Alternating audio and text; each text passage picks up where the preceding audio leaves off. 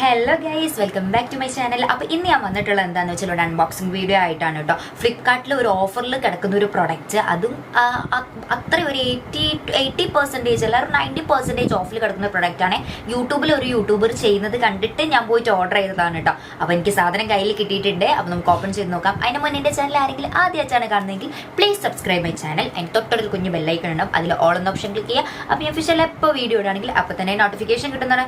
അപ്പോൾ നമുക്ക് കാണണ്ടേ.